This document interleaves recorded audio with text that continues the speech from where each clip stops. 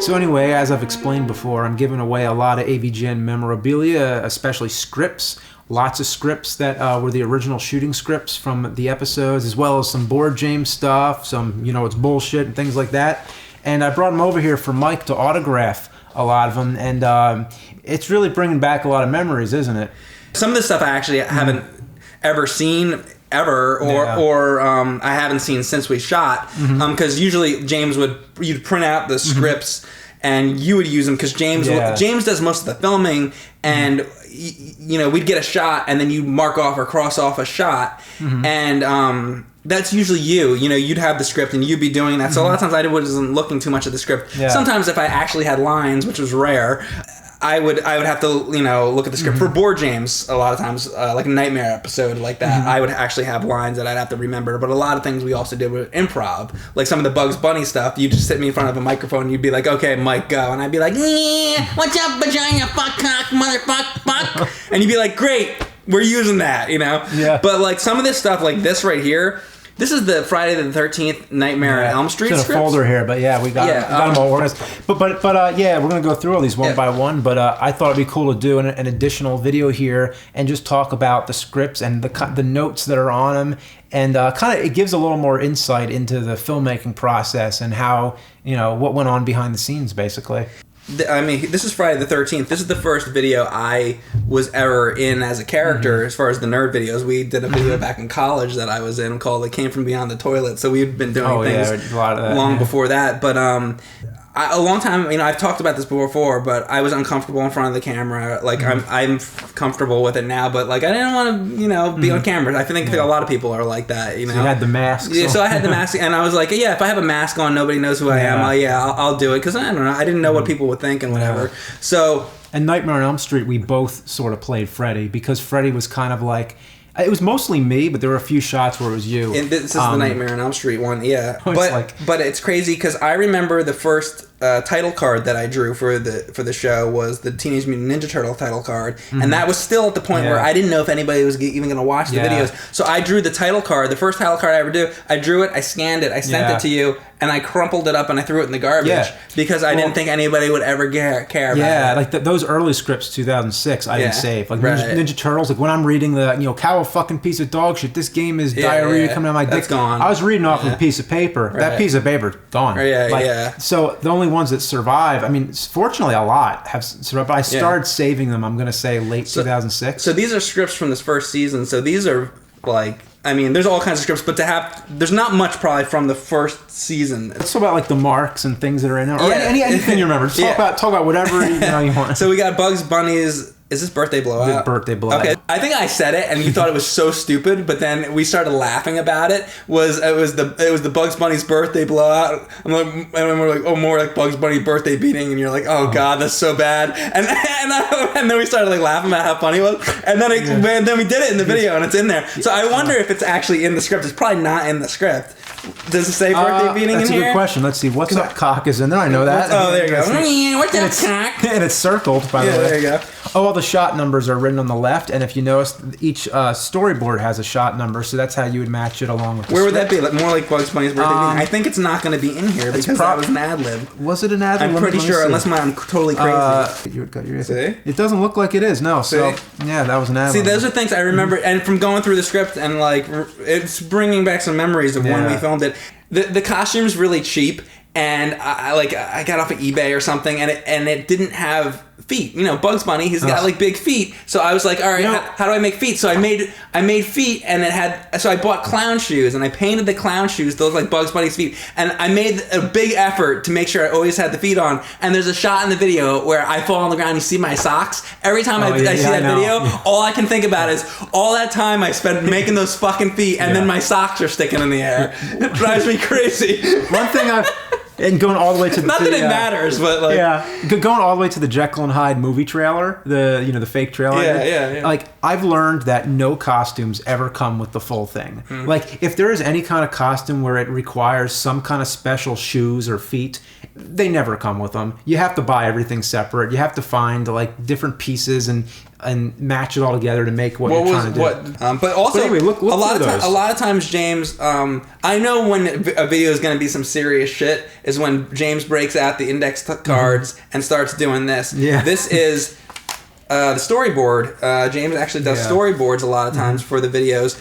I mean, the idea behind these is not to be super artistic. It's just a quick, like... You got it quickly drawn because you got so many What is the shot going to be? If you watch anything, like storyboards, bonus features on things, they do, it's called an animatic.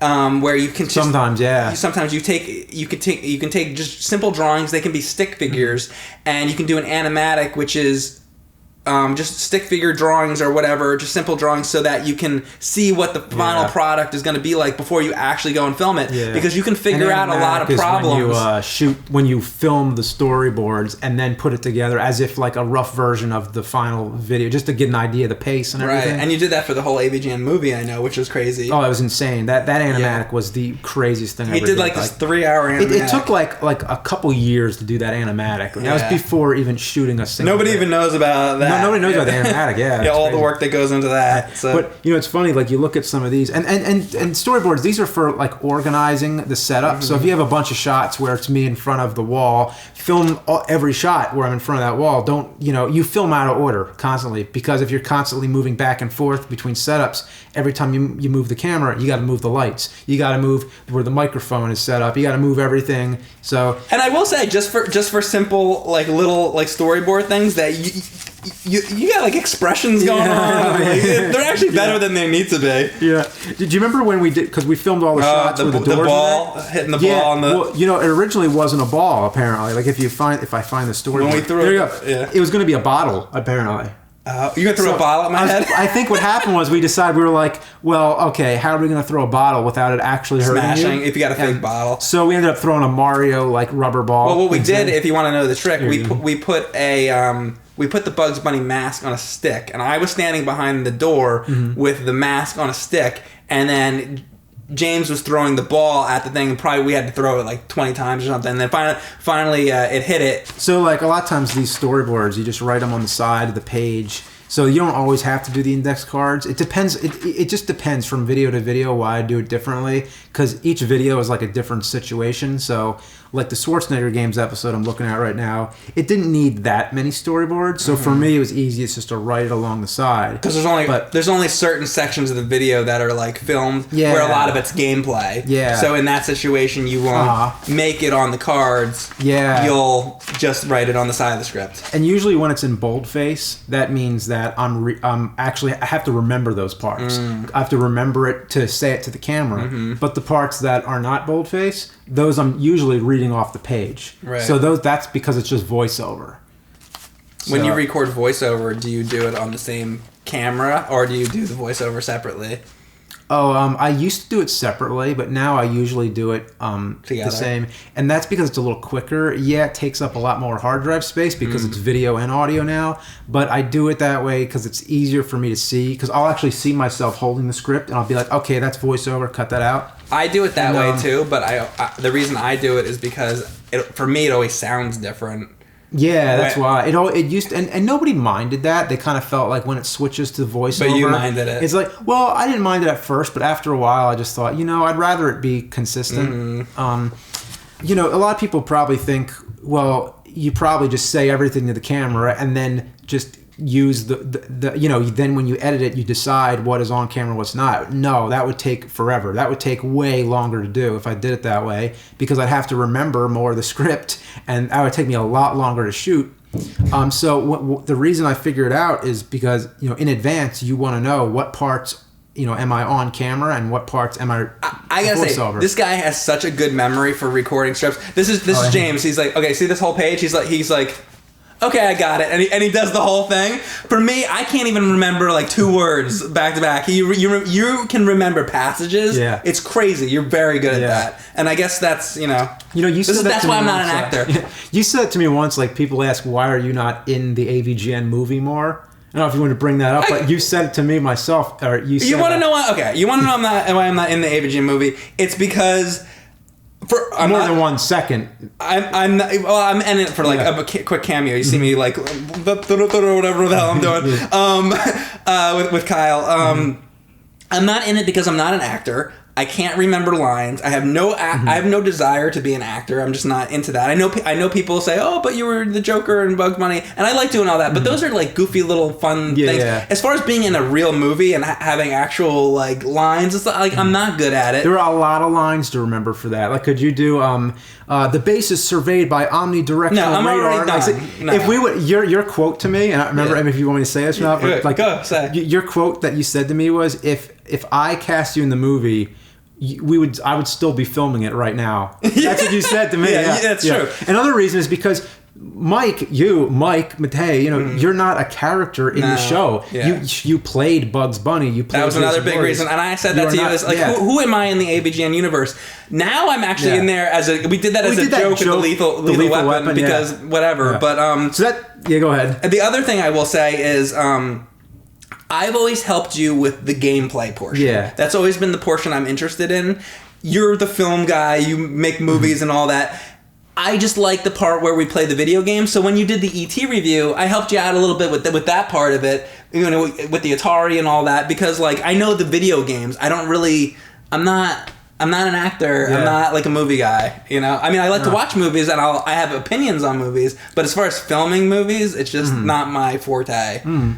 So that's fair enough. Yeah. Well, reason number one why Mike Matei is not in the movie more is because number one, remembering lines, like you just said. Remembering lines. Number two, you're not a character in the show. You're not a recurring character. It doesn't make sense. There's no reason why you have to belong there. Number three, who was going to run the website while I was in California filming that thing? Yeah. Like, if I would have came, there would have been no Cinemassacre.com if both of us were out there filming that. We needed to divide and conquer. Yeah. Not, like, both of us. That would have fucked up everything. Because James was out there doing things in California, and he's like, "Oh, Mike, post this thing that I shot," and I'm doing the website stuff, and at the same time, like, if you see like top 10 SNES gems and all that stuff, like those videos, you're making videos too while I was gone, all that stuff. So that's another reason, and my other big reason I just said it was because I'm more of a just play the video games. Like when we do James and Mike Monday, that's like what I like to do. That's my thing, So that's why. So let's keep going through these. Yeah.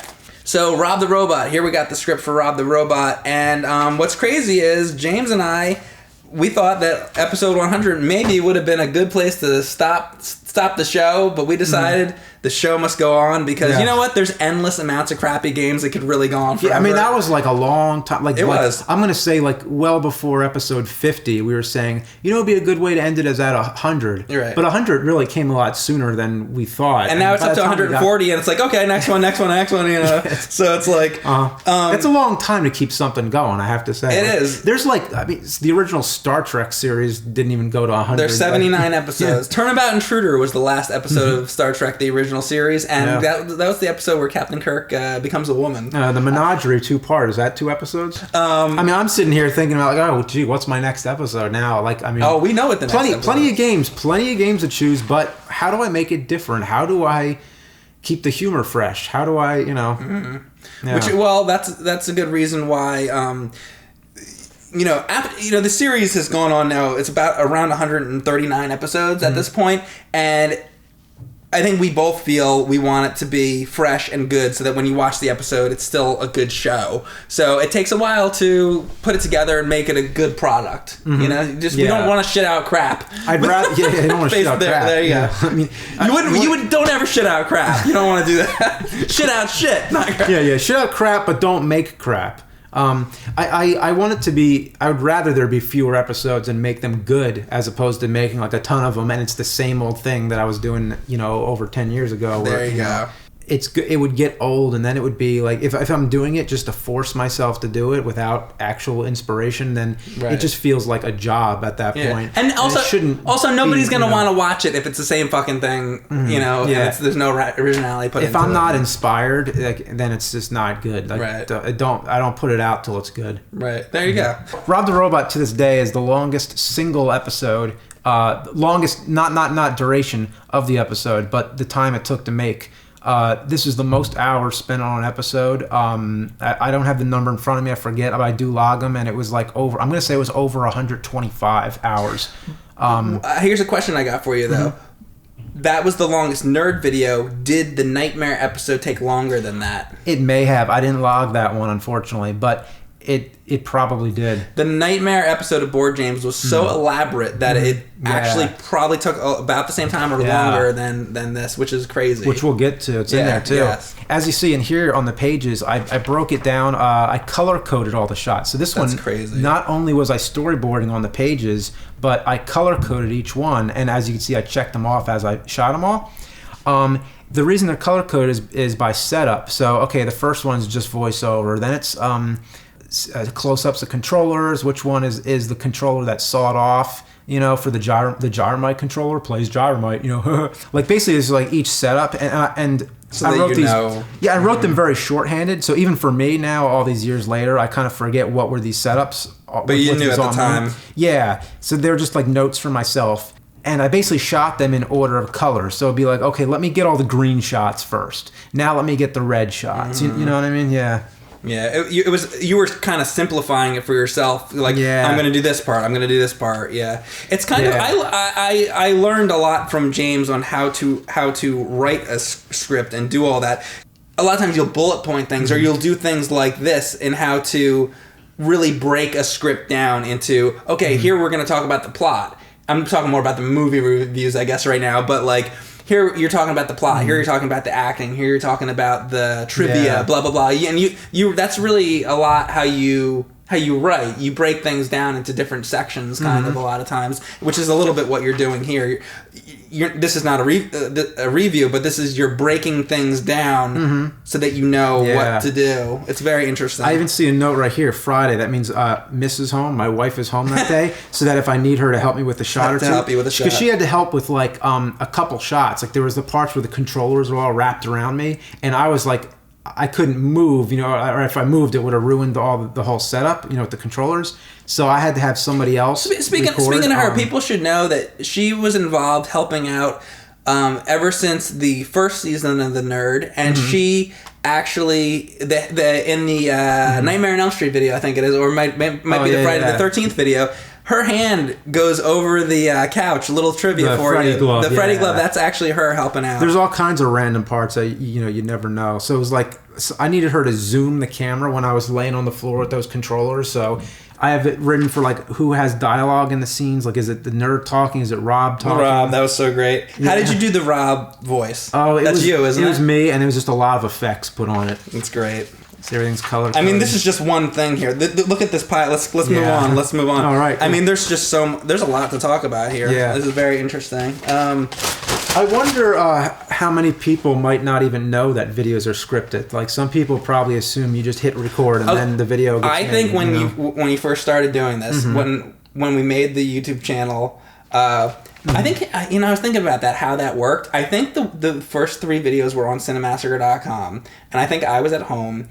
And somebody told me about YouTube, might have been Bootsy or something, and then I went onto YouTube, and I think I downloaded the first 3 videos off the website, and then I threw them onto the YouTube channel, and then I sent you an email. I'm like, hey James, check out this thing called YouTube, and you're like, oh, that's cool. I can look up the He-Man intro or some stupid thing like, back when, because you got to remember YouTube was like brand new, and just to be able to like look up like whatever, be like look up some music video or something was like, it was really cool. That didn't exist really before that. Yeah. And anyway, so we first thing you ever sent me on YouTube, I think, was some like Pee Wee Herman stand up, comedy. That sounds about right. And by the way, the trailer to the new Pee Wee Herman movie just came out like yesterday. Yeah, I mean, I don't know when you're going to see this. This might be many, many months after. Yeah, well, at the time, probably out. The movie will probably be out. Yeah, at the time we're the actual song that Kyle sang. Oh, this is the craziest thing. Yeah. Okay, you can see there's things circled because I don't remember why we circled them, but probably because Kyle like needed help remembering some of them or something. Was it December? Well, that was because that was in the McKid video. Well, that was when we wrote. This is the full length song. Oh, so this is for the Sega CD video. Yeah, okay. That was the first time the whole song was heard, but this is when we wrote it all down. Yeah. Okay. So anyway, wow, it's crazy to see all these scripts. I've seen that like this. This is from season. I've never seen this before. Did Double Dragon 3 fit on one page? Probably because it's Times New Roman. I always know that with Courier 12 font. Double Dragon 3 script. Yeah, being 100% serious, if in Courier 12 font, each page, if it's like a full page, like written in this kind of format, it is like not screenplay format, just as like a Word document. Courier 12 font, each page is 2 minutes of screen time. Whereas if you're writing in a screenplay format, then usually it turns out to be a minute a page. That's like the rule of thumb. But this time it shows both the double dragons, Billy and Jimmy Lee. Or wait, Bimmy and Jimmy? How did they make a mistake like this? Bimmy isn't even a real name. How did this happen? You can have fun just reading the script. It's good stuff. Oh look, actually the part of the script of the anger begins was written on a sticky note. So sometimes it's like, it could be on a napkin. Fuck it, That's chronologically confused, and actually your handwriting is on that one. Yeah, that's my handwriting there, and I remember you. So this is the actual script. I can't believe you still have this. This is a trip to see this. The angry video game nerd is chronologically confused about bad movie and video game sequel titles. What happened with this was you and I had a conversation, and we said, well, because you had only did Nintendo games. James did like Roger Rabbit and Teenage Mutant Ninja Turtles and whatever, and he was the angry Nintendo nerd. And then we got to a point where we're like, well, what if we want to do like a different game? Like you want to do Rocky, and we want to do all these games. Sega Master System. Like how do we do that? Well, you can't be the angry Nintendo nerd if you're going to do Genesis games. Originally, and I think I mentioned this before, but not everybody knows, is that I had an idea to like split the character. So there was going to be the angry Sega nerd, and he wears a black shirt, and then there'd be angry. Or like the pissed off PlayStation Poindexter. Yeah. That was one of the names. Like I tried to make them all like funny names, and there was a bunch of other ones for all the different systems. But then eventually James said, I remember we were driving in my car, and you said to me, we need an umbrella name and to cover all systems. And I'm like, you're right. So you came up with 5 different names, which we posted on the old Screw Attack forum, and there was a poll which people picked, and people chose Angry Video Game Nerd, and that's and you were like, yeah, that's a good one. Do you know what one of the ones, and this is true, on the Screw Attack forum, one of the suggested names that we considered was Nostalgia Nerd. This is before the Nostalgia Critic, right? But because everybody loved that Nintendo nerd, like they wanted to have it was phonetic, like Donald Duck. Yeah.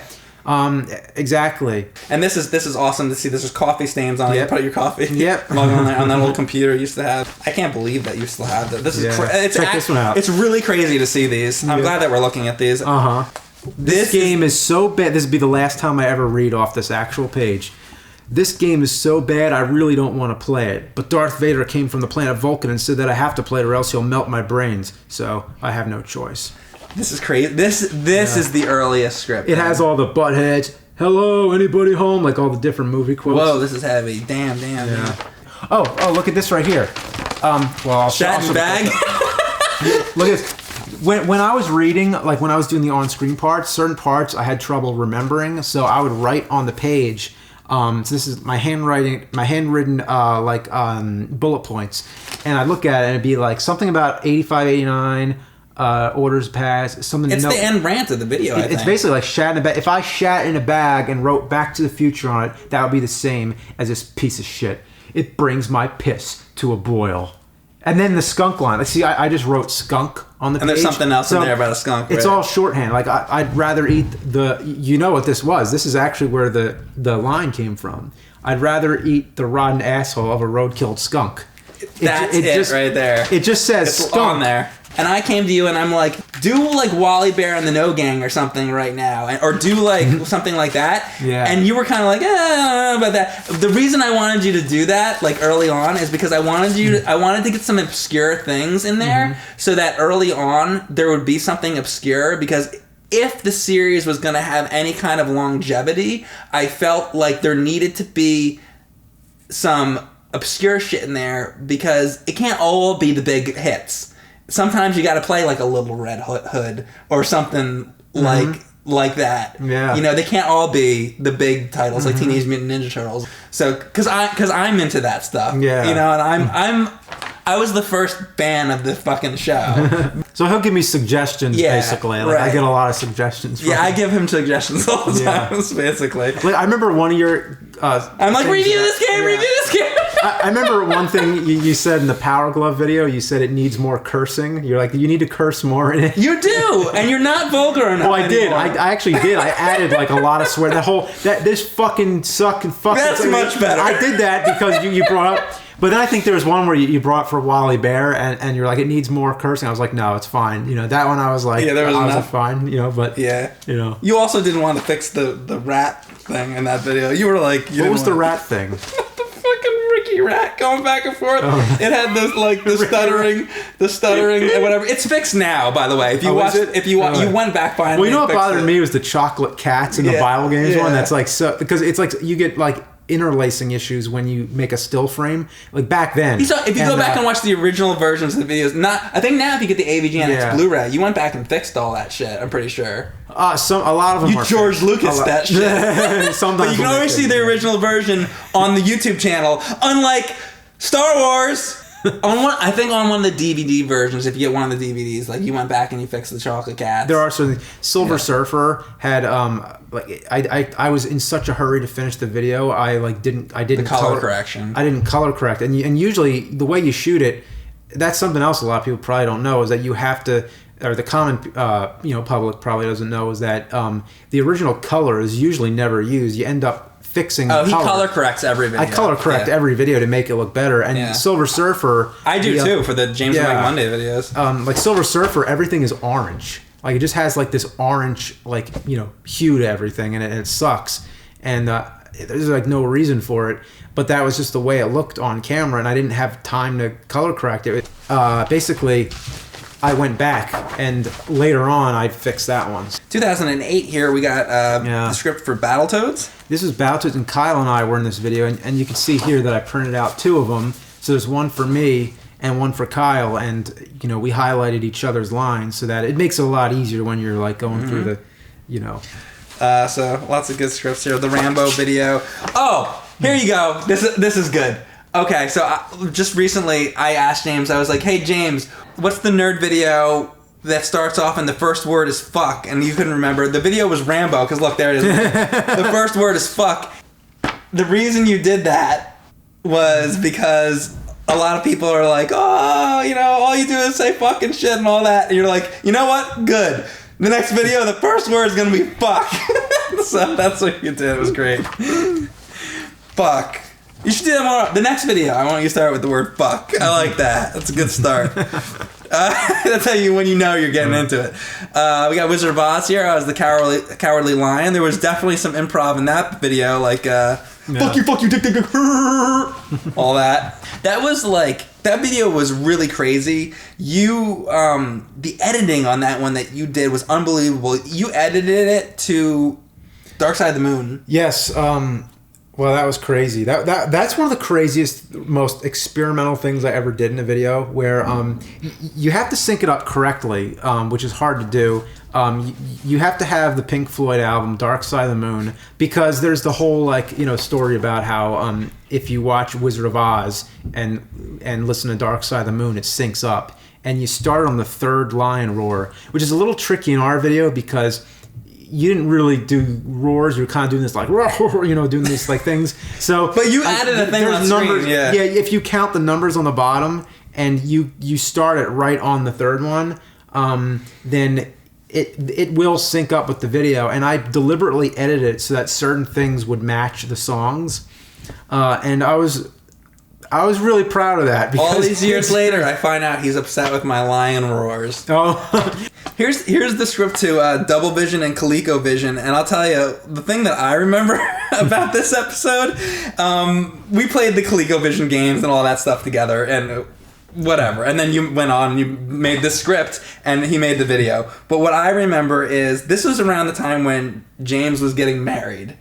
And as you do, before you get married, people go out and you have a bachelor party. So we went out. And we were sometimes with or against your own will. Friends will take you out. So and, everybody dragged James out and us out. So we went out and we were at a club, and there were some dancing girls. And I remember I was sitting, I think to the right or right behind James, and there was a girl doing her thing on top of... It was a strip club. It was a strip club. There you go. I was trying to... You know what goes on. Yeah, there was a strip club. We were at a strip club. So... she was doing her things and then everything was out and then she puts her leg over James and her was right in his face and all that, and she's like doing this on top of James, and I swear to God this is true. And it was right around the time of the Double Vision video, and one of my best comedic timing. It was the best the fact thing. You're still laughing at it. It was the funniest thing ever because it was unbelievable. So she's like dancing on top of him.